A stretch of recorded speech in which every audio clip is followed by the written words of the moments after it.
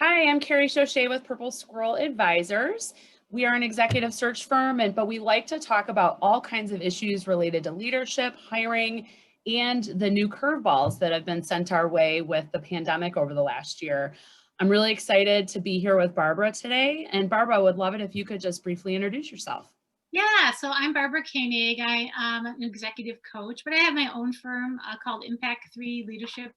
And we help organizations improve their impact by identifying the cultural inhibitors that can prevent your teams and your leaders from knowing more, from creating more, and from doing more. So Great. that's a little bit about me. Great. Well, and I'm sure your business, like ours, has been really, affected in interesting ways over the last year. I mean, for us, we've seen some efficiency gains just with virtual interviewing and some different processes. But we've also had challenges just with engagement and even working together as a team, figuring out the best ways to communicate and collaborate. So I'd love to hear from your perspective, kind of what shifts have you seen and Mhm. what are you seeing your clients have to do to adapt, Yeah. like everybody else? Yeah, so there is this thing out there, it's very real, kind of work from home burnout a little bit, right? Because it's Hmm. never ending. I mean, I think there's been a lot of articles about how, you don't have to commute into work and things like that that broke up your day. Whereas now you're could be constantly working. So I work a lot with leaders. I generally, and I would recommend this as a leader, is I generally, when I start my coaching appointments, I always ask them how they're doing. And if I myself have been struggling, because I've had my days where I'm just like, yeah, it's just been a little tough lately. I can't get outside as much because of the weather or whatever it is. And that seems to help them open up and talk. And then we start talking about, well, what are you doing to manage yourself? Because before you can manage your team and the organization, you've got to take care of yourself. So lots of people are finding that sometimes the pandemic is been good for them. They've had more time at home. They're enjoying their life actually more. And then you Right, have the other side where they're feeling much more isolated. I right, especially feel for people that are in more tactical roles, because all day long they're just like having to answer email and do right. that all day long, and they don't have a lot of connection.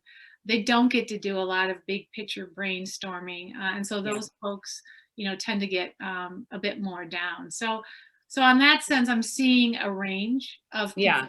how they're managing through the pandemic. How about you? Yeah, no, the same. I mean, it's so fascinating because everybody is having a different experience. And I think we all have to be mindful of those different experiences that people are having, whether they either had COVID themselves or they've had a family member that was very sick or unfortunately passed away, and then there's others that maybe haven't had any sort of close situation, it hasn't as closely affected them. So there's people that are just on such a broad spectrum that I think that makes it really hard. And um, definitely, though, I can relate to like the fatigue of like working from home. There's times when it's great, but then there's times where, like you said, you don't get that separation. And I'm finding myself working until 7 o'clock at night and losing track of time, or working at midnight. So I think there's some different patterns going on there that maybe weren't as common when we were, working in an office. Yeah, and I've seen a couple leaders that are like at that breaking point, right? They're Yeah.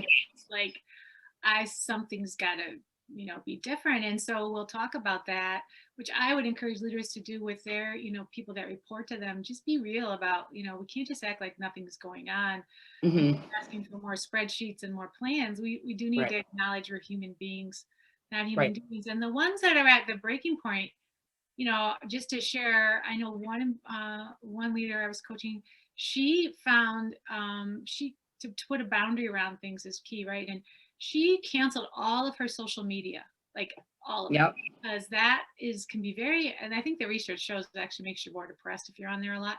Hmm. She thought that was helping her Yep. socially interact, but actually it was making her feel more isolated and alone. And then she intentionally put exercise back on the priority list of things to do, and then just being present with her family. She was going to commit to Right. being mindfully present with her Right. family, not distracted. And that then she got her cup kind of filled back up from those. Right. Yeah. Because to your point, you can't like serve and help others if you're not, serving and helping yourself first. That whole idea of like, that they always tell you on the airplane of like, put the oxygen mask on yourself first. It's kind of what it's making me think of, is that, you gotta have that, make sure that's covered and then start helping others. So that's an interesting, it's probably always been there with leadership, but more so in the last year. Do you think there's just more? Well, in being general, asked? as a leader, you got to be able to manage yourself first, no matter what. If you can't Yeah. manage yourself, how in the world can you manage other people, right? Yeah. So, yeah, so being able to even manage yourself, knowing where your energy comes from, knowing what depletes your energy, being, reflective on your day and how it's going and thinking about it at night and what you could do different the next day if it was a bad day. I know, a couple of leaders I know have found being grateful, which I know probably sounds squishy to a lot of people, but when you're desperate, you'll do anything. And so, Yeah. there's even apps on this where you put down in the Yep. morning what you're grateful for, and then at night you do the same thing. I mean, some people need that kind of structure. Other people just need to remind themselves of. And when I'm coaching someone and they're in a pretty negative space, I'll say, okay, let's just shift for a minute. Let's just talk about 3 things that you're really grateful for, and you Yep. can see the turn in their energy level when they start to think about that. And then also, what can you really control right now is really Right. a nice other freeing thing for people. And we can only manage and control ourselves. So Yeah. needs to help free people up a little bit. I love that. And I'd love to we'll take a break here. And then when we come back, let's talk about maybe some of the other things that people can do on the culture front and how they can relay some of these, practices or tips within a team context, maybe. Yeah, So love to.